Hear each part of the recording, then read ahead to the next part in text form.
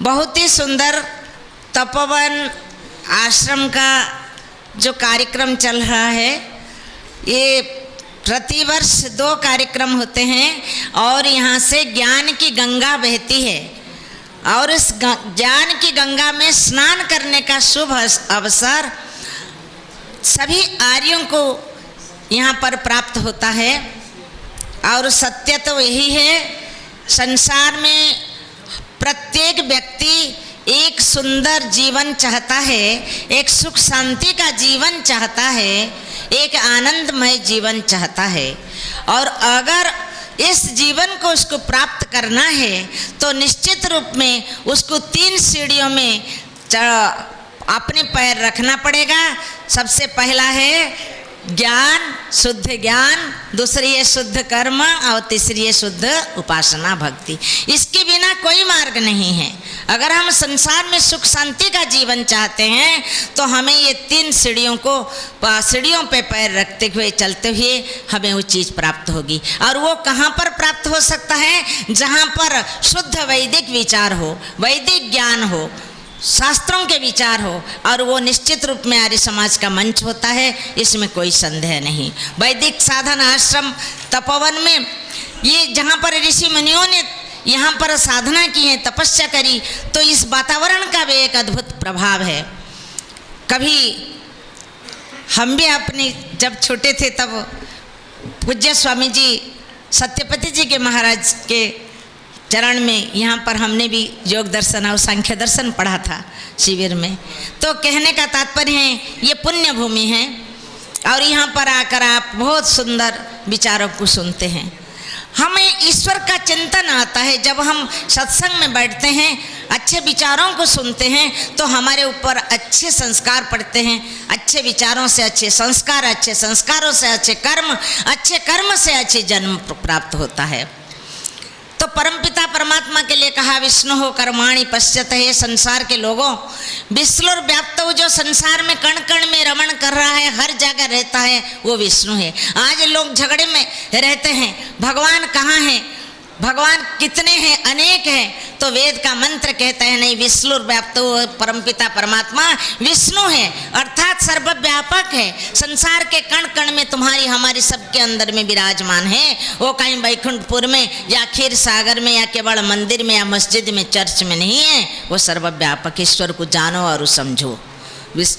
विष्णु कर्माणि पश्यत, उनकी कर्मों को देखो, सृष्टि की रचना को देखो, किस प्रकार से दिन और रात होते हैं, किसी प्रकार से धरती सूर्य के चारों तरफ घूमती हैं और ऋतुएं परिवर्तन होकर आते हैं और नस नाड़ियाँ हमारी काम कर रही हैं, आंखें देखती हैं। तो ये सारे अद्भुत रचना को जैसा देखो, वो कितना अपने नियम में बंधे हुए हैं।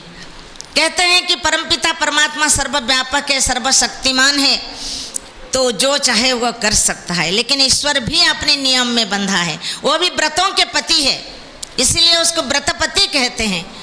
ओम अग्ने व्रतपते व्रतम चरिष्यामि, व्रतों का पति है, उनका भी नियम है। पापियों को रुलाना उनका रुद्र रूप है। जो पाप करता है, कुकर्म करता है, वो उसको रुलाते हैं, दुष्ट व्यक्तियों को दंड देते हैं और उसका बुरा जन्म होता है। ये उनका क्या है, व्रतों है, अर्थात नियम है। और वो संतों का पालन करते हैं, अच्छे कर्मों को अच्छे फल देते हैं, सुखी करते हैं। तो ये भी जो है उनका व्रतों का पालन है, नियम है। जो जैसा कर्म करता है ऐसे ही उसको जन्म मिलता है। सती मूले तत् विपाक जात्यायुर्भोगा, जैसे योग दर्शन में सूत्र कहा है, जो कर्म के अनुसार जाति आयु और भोग ये प्राप्त होता है। तो ये सारी ईश्वर की व्यवस्था है, नियम है, वो व्रतों के पति हैं। कहते संसार के लोगों तो देखो, इस मंच से आपको वेदों का, शास्त्रों का ज्ञान मिलता है, उपनिषदों का ज्ञान मिलता है। संसार के लोग आज वो ईश्वर के विषय में जैसे भ्रमित हैं, जैसे ज्ञान की स्थिति बताई गई है, अभावात्मक, भ्रमात्मक, संशयात्मक और निश्चयात्मक 4 प्रकार की ज्ञान की स्थिति बताई गई है। तो आज भ्रमात्मक ज्ञान में, संदेहात्मक स्थिति में लोग आज बहुत गुजर रहे हैं। लेकिन सच्चे ईश्वर को जो है ईश्वर न समझ पाकर आज देश की अवस्था बहुत बुरी है, झगड़ा और आतंकवाद फैल रहा है, क्या क्या सब हो रहा है। तो इसका समाधान केवल एकमात्र वेदों का ज्ञान है।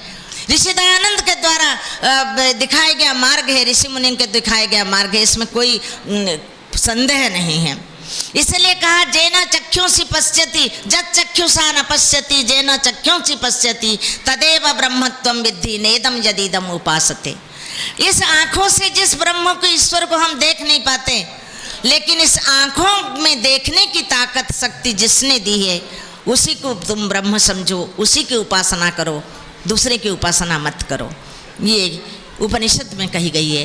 तो आज हमें आवश्यकता है कि हम खुद को पहचानें, आत्मा को पहचाने और ईश्वर को पहचाने, अपने कर्मों को पहचाने, तो हम अपने जीवन में सुख शांति का जीवन पाएंगे, निश्चित रूप में मिलेगा। कहा विष्णु हो कर्माणि पश्यत यतो व्रतानि पस्पसे इंद्रस्य युज्य सखा। ये जीवात्मा का एकमात्र सखा, बंधु, मित्र अगर संसार में कोई है तो ईश्वर है। हमें इसको समझना चाहिए। संसार के लोग हमें धोखा दे सकते हैं, संसार के लोग से लोग जो हैं हमारे साथ जो हैं व्यवहार करते हैं, गलत कर सकते हैं, लेकिन ईश्वर न्यायकारी है, दयालु है, वो कभी भी हमारे साथ बुरा नहीं करता। तो कहने का तात्पर्य है वो न्यायकारी है और दयालु भी हैं। तो ऐसे ईश्वर को हमें समझना चाहिए, जानना चाहिए, और जैसे ईश्वर व्रतों के पति हमें भी अपने जीवन में व्रतों का धारण करना चाहिए और अच्छे संकल्प करना चाहिए। हम आर्य कहते हैं, लेकिन हमें आर्य जैसा बनना चाहिए, गुण कर्म स्वभाव हमारा आर्य होना चाहिए। ये बच्चे बैठे हैं, ये सत्संग में आए हैं और अच्छी बातों को सुन रहे हैं, तो संस्कार जो है बचपन में ही पड़ता है। मैं तो प्राय यही बात कहती हूँ कि पेड़ों को हरा भरा देखना चाहते हो तो जड़ों में पानी डालो, पत्तों में पानी डालने से कुछ नहीं होगा। तो संस्कार जो है बच्चों को मिलता है। हमारे भैया आशीष जी अक्सर बच्चों के लिए शिविर लगाते हैं, गुरुकुल में बच्चों का निर्माण होता है। तो बच्चों के अंदर जब अच्छे संस्कार होंगे तभी ये बच्चे काला हमारे देश के भविष्य बनेंगे। इनको भी आत्मा परमात्मा और संसार का सही ज्ञान होना बहुत आवश्यकता है, क्योंकि जब कहा गया है मातृवान पितृवान आचार्यवान पुरुषो वेदा, माता पिता और गुरु जो है निर्माण करने वाले हैं, उनके द्वारा ही जीवन का निर्माण होता है।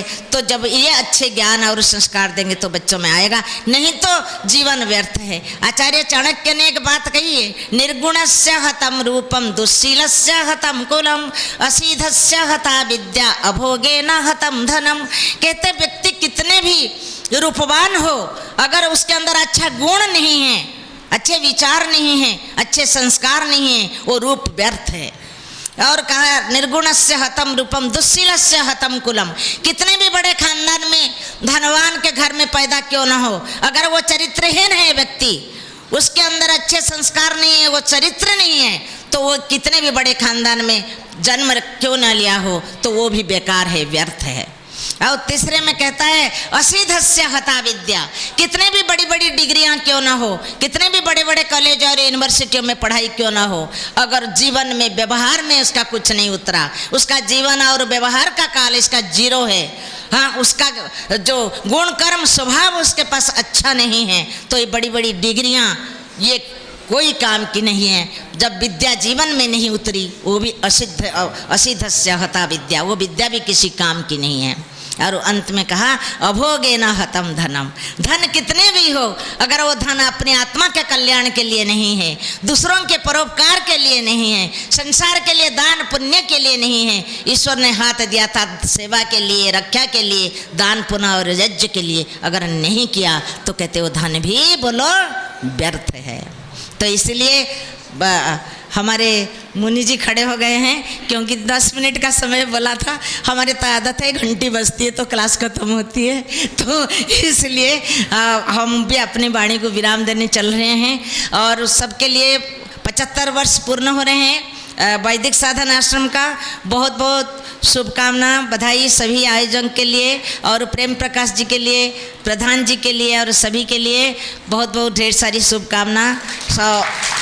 एक सूचना है, 3 और 4 तारीख को हमारा भी गुरुकुल का वार्षिक उत्सव है। आप लोग सब सादर आमंत्रित हैं। वहाँ हमारी कन्याओं को भी देखेंगे विदुषी और वीरांगना के रूप में। इदम शास्त्रम इदम शस्त्रम वेद पाठ करती हैं, तो झांसी की रानी लक्ष्मीबाई की तरह तलवार लेकर भी लड़ाई करती हैं। तो आप लोग आए और ये देखें और बच्चों को आशीर्वाद दें। और इस वर्ष भी आप लोगों के आशीर्वाद से उत्तराखंड के संस्कृत बोर्ड के जो 10 टॉपर्स बच्चों के जो थे उसमें कम से कम हमारी गुरुकुल के 4 बच्चे टॉपर्स में स्थान पाए हैं। तो आप लोगों का आशीर्वाद है, शुभकामनाएं हैं। आप लोग सब आएंगे तो हमें बहुत अच्छा लगेगा। बहुत बहुत धन्यवाद। धन्यवाद, धन्यवाद अन्नपूर्णा आदरणीय बहन जी, माननीय मंत्री जी, प्रधान जी,